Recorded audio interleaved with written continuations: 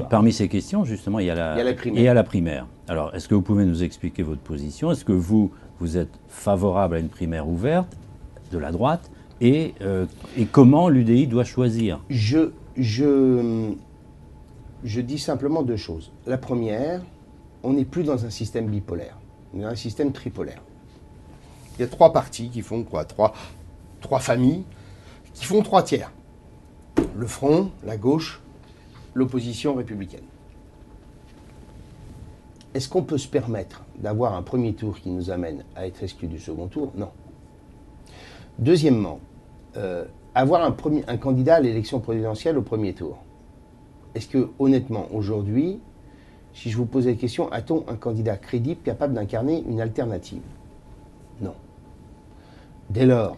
Christophe Lagarde n'est pas capable, selon vous, de porter votre... Vous pensez qu'on peut être au second tour? Enfin bon, on peut se raconter ce qu'on veut, mais je suis bien payé pour le savoir. Ça ne se passe pas comme ça, l'élection présidentielle. Vous n'avez aussi aucune chance de gagner la primaire dans ce cas de figure. Oui, mais si vous voulez, que nous soyons là pour défendre. Après, on peut se dire, oui, il faut peser. Est-ce qu'on pèse plus avec une situation politique dans laquelle les Français vont avoir des réflexes vote utiles importants? Parce que quand vous êtes de la droite ou du centre et que vous voulez qualifier pour le second tour, avant d'aller vous perdre sur des chemins de traverse, il va se passer un peu de temps. Bon. Deuxièmement, est-ce qu'on pèse plus en faisant un très mauvais score au premier tour ou en participant à une primaire où on est en capacité de porter un projet politique qui amènera forcément un second tour de ces primaires?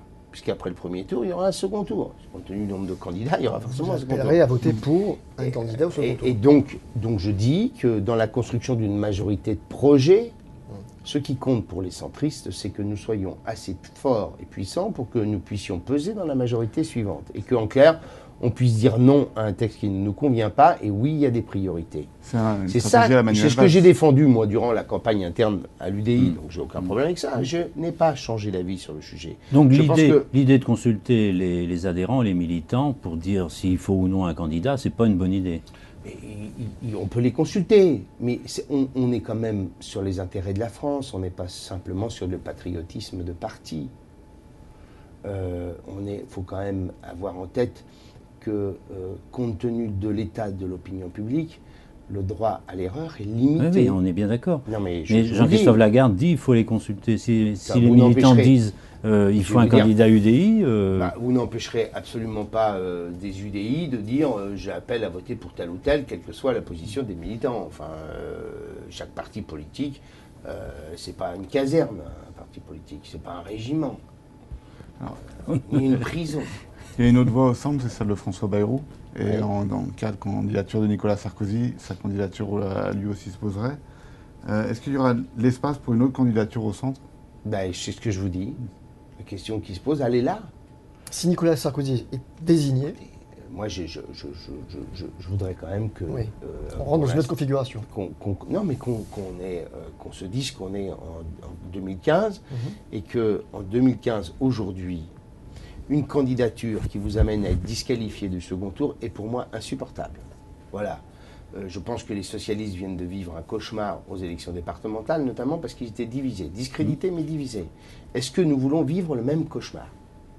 Pas moi. Voilà. C'est aussi simple que ça. Donc si François Bayrou veut aller devant les Français pour dire « grâce à moi, la droite et le centre vont être exclus du second tour de l'élection présidentielle », il a le droit.